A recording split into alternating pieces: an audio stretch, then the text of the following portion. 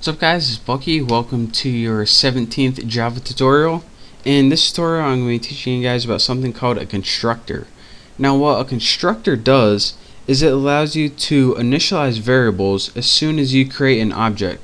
So for example, whenever you created this variable right here, as soon as you created your object, let's go ahead and do that right now. Tuna, let's make one called tuna object like before, equals new tuna, and of course we had empty brackets.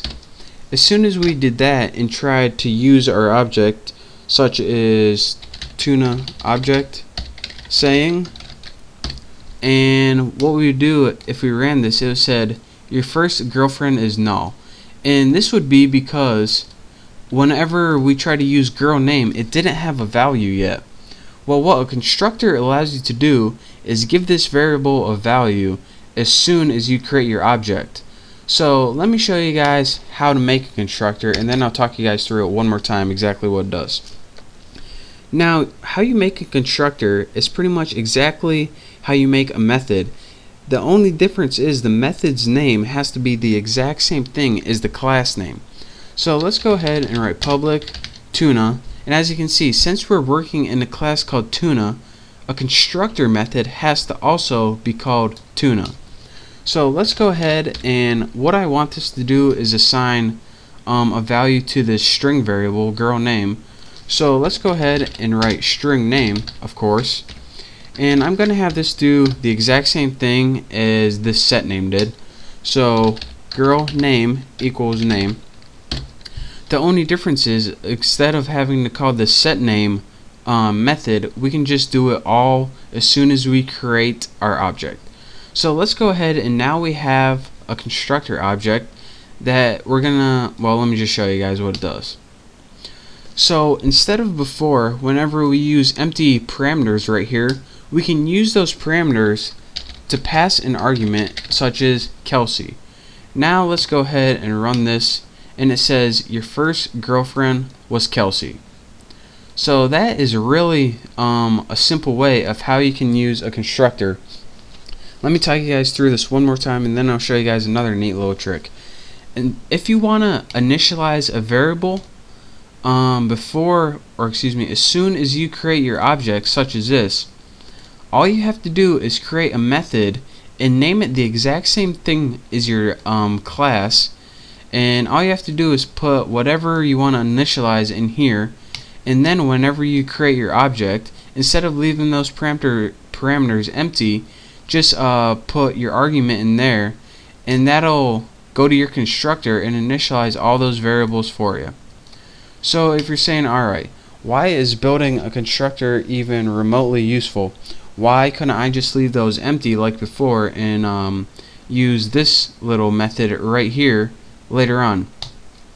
Well, say you had more than one object. So say you had another object called tuna object 2.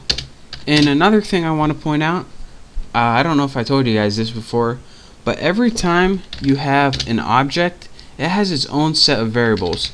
So for example, say you have something in this one called Nicole. That was the name of my second girlfriend, appropriately named tuna object 2. And say you have tuna object 2. This variable that is, what was it called? Girl name. This is an entirely different variable than this. These two objects, they can't see each other's variables. So that's the kind of beauty of creating object. It gets its own set of variables.